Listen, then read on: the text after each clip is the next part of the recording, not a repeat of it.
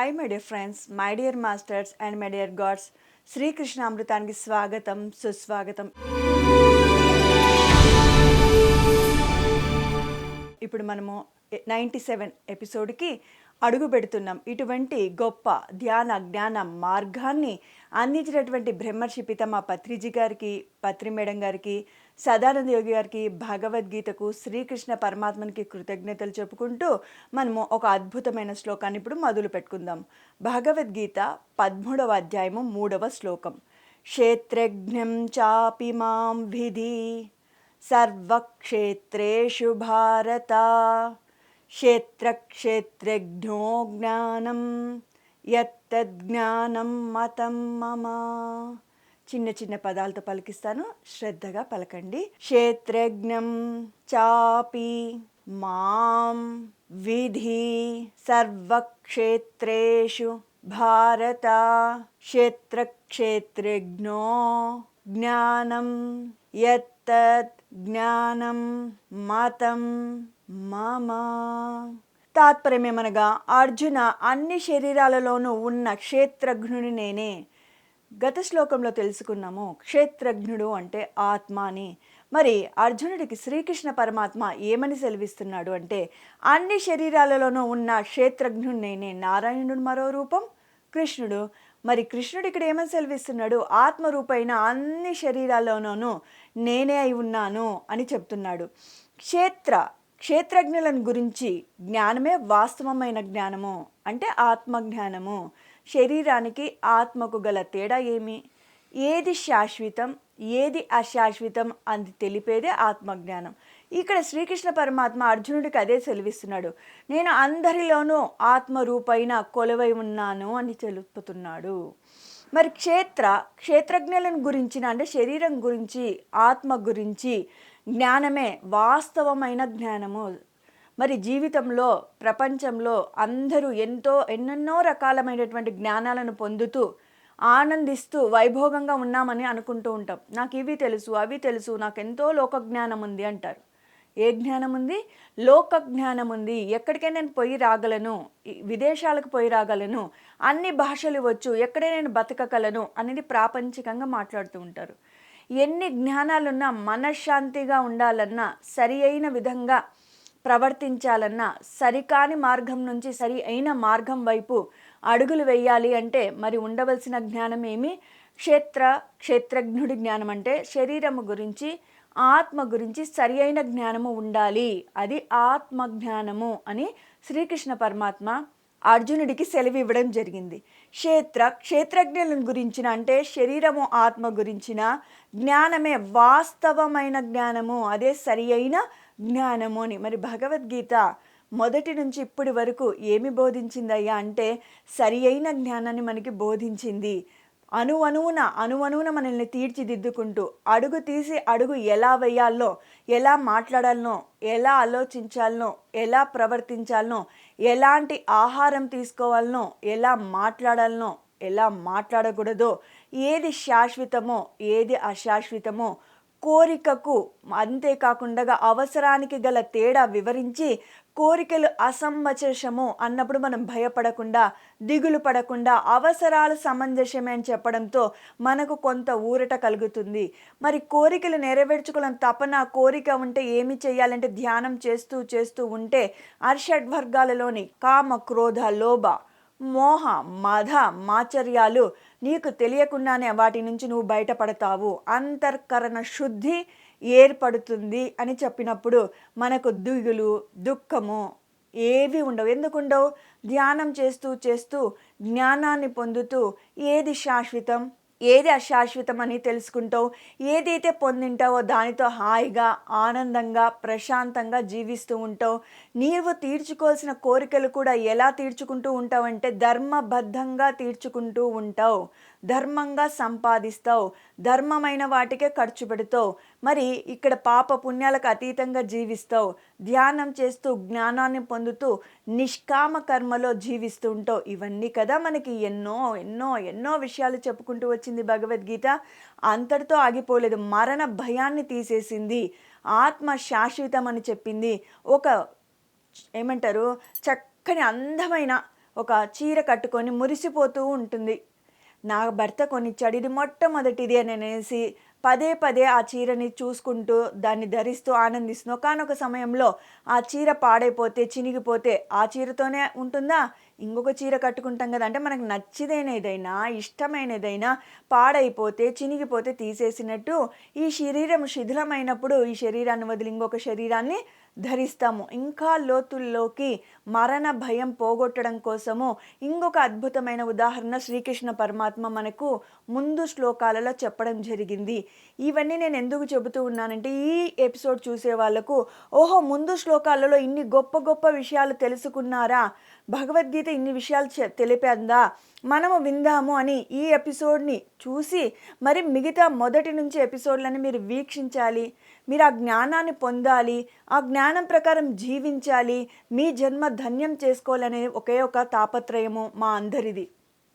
మరి ఏమని చెప్పాడు? మరణానికి ఇంకా లోతుల్లోకి శ్రీకృష్ణ పరమాత్మ నువ్వు బాల్యం నుంచి యవ్వనంకు, యవ్వనం నుంచి ప్రౌఢ దశకు, ప్రౌఢ దశం నుంచి ముసలితనానికి వస్తూ ఉన్నప్పుడు మరి దుఃఖించలేదు. బాల్యం నుంచి ఎక్కడికి వస్తావు?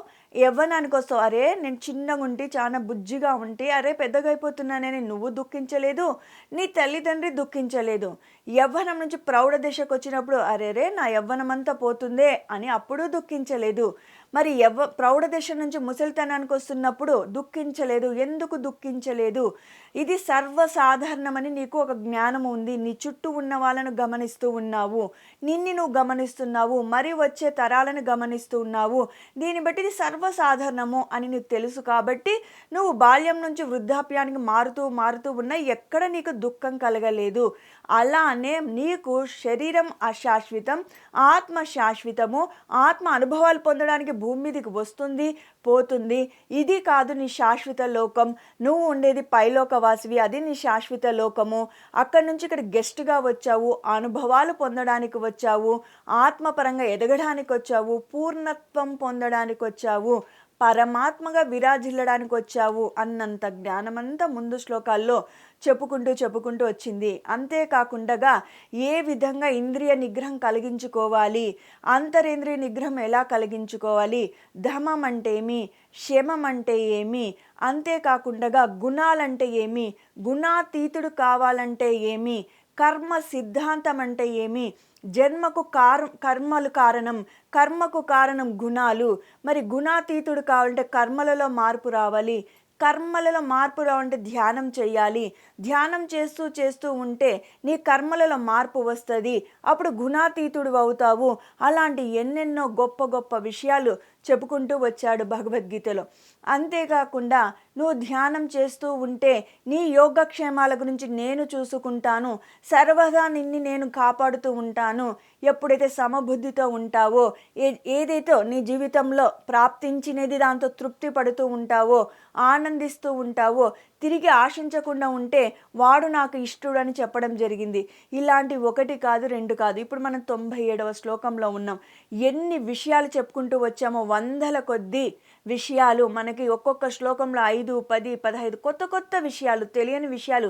మన జీవితంలో ఏదైతే గందరగోళంగా ఉన్నామో, అగమ్య గోచరంగా ఉన్నామో, దిక్కుదోచని స్థితిలో ఉన్నామో, భగవద్గీత దివ్యంగా ప్రకాశించి మనకి రహదారిని చూపించడమే కాదు, గమ్యానికి చేరుస్తుంది. దారిని చూపిస్తుంది, ఎలా వెళ్ళాలని గమ్యము చేరుస్తుంది. సాధన చేయవలసింది, ప్రయాణం చేయవలసింది ఎవరికి వారమే. గురువు అనేవాడు మార్గాన్ని చూపిస్తాడు. ప్రయాణం చేస్తే గమ్యాన్ని చేరుకుంటాము. మరి ఈరోజు ఏం చెప్తున్నారో శ్రీకృష్ణ పరమాత్మ తెలుసుకుందాం. మనం దగ్గరగా వచ్చాము అంటే ఈ ఎపిసోడ్తో కలిపి ఇంకొక 7 ఎపిసోడ్లతో భగవద్గీత అంటే శ్రీకృష్ణామృతం. భగవద్గీత వచ్చి 700 శ్లోకాలు, 18 అధ్యాయాలు. అదే 18 అధ్యాయాల నుంచి బ్రహ్మర్షి పితామహ పత్రిజీ 104 శ్లోకాలుగా తీసుకొని అందరికీ అర్థమయ్యే విధంగా, ఆచరించే విధంగా ఉండేదే భగవద్గీత. ఆచరించే తగనిది ఎప్పుడు భగవాన్ మనకు తీసుకురాడు. మనం ఆచరించే తగినవే మన ముందు పెడతాడు. మనం వాటిని కూడా నా వల్ల కాదు, నాతో అయ్యే పని కాదు, నేను తగని వాడిని అని అనుకొని మనము ధ్యానం చేయడానికి నేను తగను. అది ఎవరికో సిద్ధపురుషులకు, సన్యాసులకు అనుకుంటాం. సర్వ మానవాళికి ధ్యానం, జ్ఞానం అనేది చాలా ముఖ్యమైనది, చాలా అంటే ఎంత ముఖ్యమైనదంటే మన శ్వాస లేకపోతే ఈ శరీరం ఎలా శవమవుతుందో, మనము ధ్యానం లేకపోతే మనము బతికున్న శవాలతో సమానము. మృగాలతో సమానము. ఈ మానవుడు మాధవుడిగా విరాజిల్లడం కోసమే ఈ భూమి మీదకొచ్చాడు. ఇలాంటి విషయాలు తెలుసుకున్నాము. ఇప్పుడు ఇంకొక 7, 8 శ్లోకాలు ఇలాంటి అద్భుతమైన విషయాలు తెలుసుకోబోతున్నారు. మరి ఇంకా ముందుకు వెళ్దాం. ఈ శ్లోకంలో ఇంకేం చెప్తున్నారో శ్రీకృష్ణ పరమాత్మ. మీకందరికీ అయిపోతుంది కదా! భగవద్గీత శ్రీకృష్ణ అమృతం దగ్గరికి వచ్చింది కదా! ముందు శ్లోకాలు వినని వాళ్ళ కోసం నేను ఇంత తాపత్రయపడి అన్నిటిని కొద్దిగా చెప్పుకుంటూ వచ్చాను. మరి చివరిలో కూడా శ్రీకృష్ణ పరమాత్మ మనకు అన్ని శ్లోకాలను కొద్దిగా పరిచయం చేస్తాడు. కొద్దిగా తెలుసుకుంటే ఏమీ లాభం లేదు. లోతట్టు జ్ఞానం ఉంటేనే సరిగ్గా ఉంటుంది.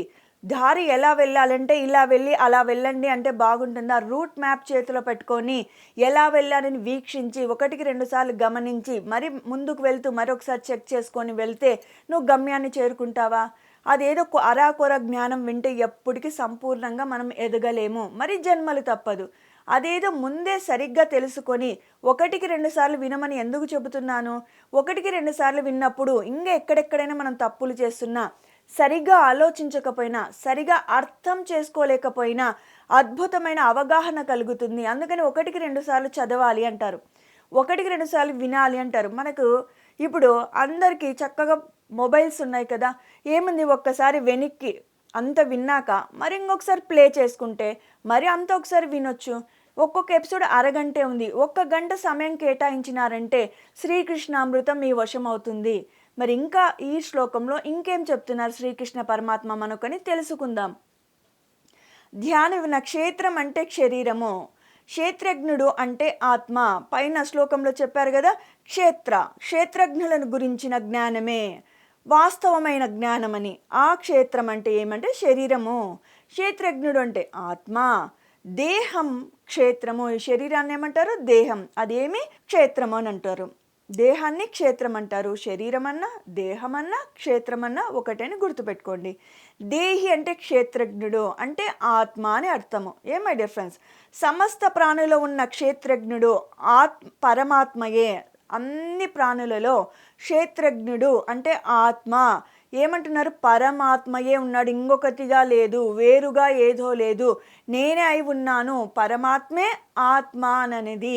అందుకని నువ్వు ఆత్మతో ఉంటే బుద్ధి వికసిస్తుంది, మనసుతో ఉంటే బుద్ధి చెడుతుంది అని చెబుతూ ఉంటారు పెద్దలు. మరి ధ్యానం చేస్తేనే నువ్వు ఆత్మతో నువ్వు నడియాడగలవు. ఆత్మ ఇచ్చే మెసేజ్ బుద్ధి గ్రహించగలదు. బుద్ధి చెప్పినట్లు అప్పుడు మనసు శరీరం నడుచుకోగలదు అనేది మూలమైనటువంటి జ్ఞానము. మై డియర్ ఫ్రెండ్స్, చూడండి, సమస్త ప్రాణులో ఉన్న క్షేత్రజ్ఞుడు పరమాత్మ. అందరిలో ఎవరున్నాడంటున్నా? ఆత్మరూపైన పరమాత్ముడు ఉన్నాడంట. ఇప్పుడు చెప్పండి, నీకు మిత్రుడు శత్రువు అని వేరువేరుగా ఉంటారా? అందరితో మిత్రత్వం ఉంటావా? వీరు నా వాళ్ళు కాదు, వీడు మావాడు కాదు, వీడు మా కులమోడు మావాడు కాదు అని ఇలా తారతమ్యాలు చూపిస్తావా? ఈమె స్త్రీ, ఈయన పురుషుడు, వీళ్ళు ఉన్నోళ్ళు లేనోళ్ళు ఇప్పుడు చూపిస్తామా? ఈ జ్ఞానము లేనప్పుడు ఈ విధంగానే ప్రవర్తించాము. ఎప్పుడైతే క్షేత్రజ్ఞుడి గురించి జ్ఞానం కలిగిందో, సమస్త క్షేత్రాలలో అంటే సమస్త శరీరాలలో క్షేత్రజ్ఞుడై పరమాత్మనే విరాజిల్లుతున్నాడు అంటే ఆత్మరూపైన పరమాత్ముడే అందరిలోనూ ఉన్నాడు అన్నప్పుడు నువ్వు అందరిలో ఎలా వ్యవహరిస్తావు? మోసం చేస్తావా? అన్యాయం చేస్తావా? దౌర్జన్యం చేస్తావా? దోపిడీ చేస్తావా? హింసిస్తావా? చెయ్యవు కదా. తెలియకనే చేశాము.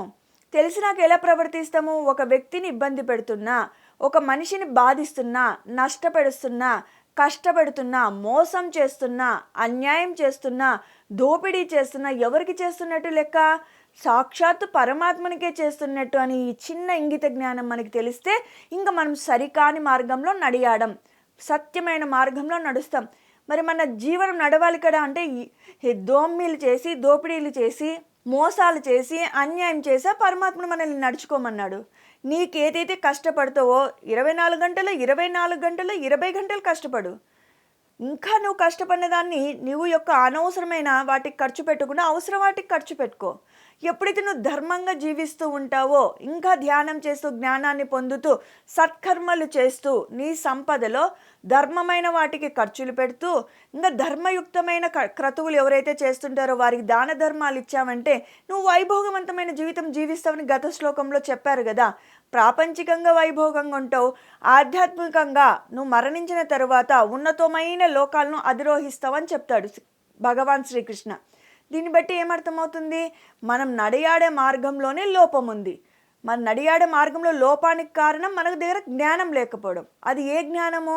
ఆత్మజ్ఞానము. ఆత్మజ్ఞానం కలిగినప్పుడు సరిగ్గా ప్రవర్తిస్తాము. మరి ఆత్మజ్ఞానం కావాలంటే ఏం చేయాలి? ధ్యానం తప్ప ఇంకొకటి ఏదీ లేదు. మీరు దీపం పెట్టి వెతకండి. భక్తి మార్గంలో కోరుతున్నాము లేదా భయపడి చేస్తున్నాము. అరే నేను పూజించకపోతే దేవుడు కోపం వస్తుందేమో, నేను వ్రతం చేయకపోతే భగవంతుని కోపం వస్తుందేమో, నేను కొండేకపోతే భగవంతుడు నన్ను శాపిస్తాడేమో, ఆయన శాడిస్ట్ కాదు మనలాగా. నువ్వెందుకు మా పెళ్ళికి రాలేదు, నేను నీ పెళ్ళికి రాను అనడు. నీ పని నువ్వు చేసుకుంటూ పో, అదే లోక కళ్యాణము, అదే నా కళ్యాణము, అదే నువ్వు నా గుడికి వచ్చినట్లు అంటాడు. నువ్వు నన్ను మొక్కాల్సిన అవసరం లేదు, టెంకాయ కొట్టాల్సిన అవసరం లేదు. నువ్వు చేయాల్సింది నువ్వు సరి అయిన విధంగా జీవించు అని అనేసి. మరి ఒకసారి ఈ మధ్యకాలంలో వెంకటేష్ పిక్చర్ వచ్చింది. సమయానికి నాకు సినిమా పేరు గుర్తు రాకునుంది. అందులో పవన్ కళ్యాణ్జీ కృష్ణుడి పాత్ర వహిస్తాడు. మరి వెంకటేష్ ప్రవర్తన ఎలా ఉంటుంది? దేవుణ్ణి నమ్మడు, మొక్కడు. భార్య విపరీతమైన భక్తురాలు. మరి తన చుట్టూ ఉన్న వారికి దాన ధర్మాలు చేస్తుంటాడు, వాళ్ళకి సహాయకుడిగా ఉంటాడు. ముస్లిం అయినప్పటికీ ఆయన యొక్క కొట్టు పడిపోతుందని తన దగ్గర ఉన్నటువంటి పైకాన్ని ఇస్తాడు. మరి ఎవరు భగవంతుడు ఇష్టడై ఆయన కష్టంలో ఉంటే ఆయనకు సహాయకుడిగా వచ్చాడు? పూజలు పునస్కారాలు చేస్తూ నువ్వు యొక్క స్వలాభానికి నువ్వు అదే సినిమాలో మేము దైవాలము అని ఏదైతే సన్యాసి వస్త్రాలు వేసుకొని తెలియకుండా బయటికి మాత్రం మేము దైవ స్వరూపులమని, దైవానికి మీకు అంటే అనుసంధానంగా మేమున్నాం, ట్రాన్స్పరెంట్ దైవం మీతో మాట్లాడితే మీకు అర్థం కాదు, మీరు గ్రహించలేరు కాబట్టి మాకు ఆయన మెసేజ్ ఇస్తే మేము మీకు ఇస్తాము. మెసెంజర్స్ అంటారు వాళ్ళని. వాళ్ళలాగున్న వాళ్ళు లోపలన్నీ ఎలా చేస్తుంటారు? చెయ్యకూడని దుష్కర్మలు పాపాలు చేస్తుంటారు. మరి భగవంతుడు అంటే నమ్మని వ్యక్తి ఏ విధంగా ఉంటాడు? నలుగురికి సహాయకుడిగా ఉంటాడు. ఎవరికైనా కష్టం ఉంటే తల్లడిల్లిపోతుంటాడు. ఆయన చేసే వ్యాపారంలో మోసం ఉన్నప్పటికీ కృష్ణుడి బొమ్మని తెచ్చి నేను ఆ పలానా దగ్గర నుంచి తెచ్చానని అమ్ముతాడు. అరే మోసం కదా అనుకుంటాం. ఆయన డబ్బుతో ఏం చేస్తున్నాడు? సత్కర్మలు చేస్తున్నాడు. ఈ తారతమ్యం తెలియాలి. ఎలా తెలియాలంటే ధ్యానం చేస్తూ జ్ఞానాన్ని పొందితే నువ్వు సరి అయినది ఏది, సరికానిది ఏది తెలుసుకుంటావని శ్రీకృష్ణ పరమాత్మ మనకి ఇక్కడ సెలవిస్తున్నాడు. మరి ఇంక ముందుకు వెళ్ళిపోదాం మై డియర్ ఫ్రెండ్స్. ఆత్మ పరమాత్మలు అభేదాలు అంటే భేదము లేదు. ఆత్మకు పరమాత్మకు భేదం లేదు. పరమాత్మ చెప్తున్నాడు కదా, అందరిలో నేను ఆత్మరూపైన కొలువై ఉన్నాను, క్షేత్రజ్ఞుడిగా ఉన్నాను అనని. అంటే ఇక్కడ ఏ భేదము లేనిది. ఈ రకమైన జ్ఞానమే అసలైన జ్ఞానము అని ప్రతి సాధకుడు తెలుసుకోవాలి. ఏ జ్ఞానము? సరి అయిన జ్ఞానము. నేను శరీరం కాదు, ఆత్మస్వరూపుడిని, నేను నిత్యుడిని, నేను పరమాత్మని, నాతో పాటు సర్వము అంటే సమస్త సృష్టి దైవ స్వరూపులు, ఆత్మస్వరూపులు, అందరిలోనూ పరమాత్మ కొలువై ఉన్నాడు అనేదే సరి అయిన జ్ఞానము. ఆ జ్ఞానం పొందడానికి నేను భూమి మీదకి వచ్చాను. నేను ధ్యానం చేస్తూ జ్ఞానాన్ని పొందుతూ నేను ఎవరితో ఉండొద్దు అని చెప్పలేదు, నీ కుటుంబంతో ఉండొద్దు అని చెప్పలేదు, సంఘంతో ఉండొద్దు అని చెప్పలేదు. అందరితో ఉంటూ నీవు ఎవరివి, ఎక్కడి నుంచి వచ్చావని స్పృహతో వేటితోనూ నువ్వు అటాచ్మెంట్లోకి పడిపోకుండా అంటే ముడిపడికుండగా, బంధాలలో ముడిపడుకోకుండా ఈ యొక్క సంపదల పట్ల ప్రాపంచికత పట్ల వ్యామోహం చెందకుండగా ఉండగలుగుతావు. ఎప్పుడు? ఈ సత్యం తెలుసుకొని సత్యంలో జీవిస్తున్నప్పుడు. చాలామందికి సత్యం కూడా తెలుసు. పండితులకు భగవద్గీత ఇవన్నీ చెప్పేవారందరికీ సత్యం వాళ్ళకి తెలియదా అంటే తెలుసు. కానీ వారు ఆ సమయంలో వారి యొక్క పరిస్థితుల్లో ఒడిదుడుకులకు లోనవుతుంటారు, దుఃఖానికి లోనవుతుంటారు. మరి వారు ఏమని మనం ఏం తెలుసుకోవాలి? అక్కడ జ్ఞానం ఉంది కానీ ఆచరణ లేదంటే అక్కడ ధ్యానము లేదని అర్థము. పత్రిసార్ అదే చెప్పేవాడు. నువ్వు ఎంత జ్ఞానము పొందినప్పటికీ ధ్యానము లేకపోతే ఆచరణ కష్టమవుతుంది. ధ్యానం చేస్తే విన్న కూసంత జ్ఞానము కూడా నువ్వు తూచా తప్పకుండా పాటిస్తావు. ఈ జన్మకు ధ్యానాన్ని అంటే ముక్తిని ప్రసాదించుకుంటావు అని గురువుగారు చెప్పేవారు. మరి శ్రీకృష్ణ పరమాత్మ ఇంకేం సెలవిస్తున్నారు చూద్దామా? ఈ రకమైన జ్ఞానమే అసలైన జ్ఞానం అని ప్రతి సాధకుడు తెలుసుకోవాలండి. సాధకుడు అంటే ధ్యానం చేస్తూ జ్ఞానాన్ని పొందుతూ గురు సాంగత్యం చేస్తున్న వాడిని సాధకుడు అంటారు.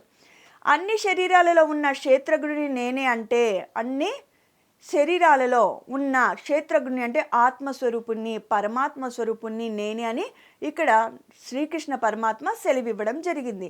సమస్త ప్రాణుల శరీరాలలో ఉన్న జీవాత్మ ఏదైతే ఉందో సమస్త ప్రాణుల్లో ఏముంది? ఆత్మరూపైన జీవుడున్నాడు.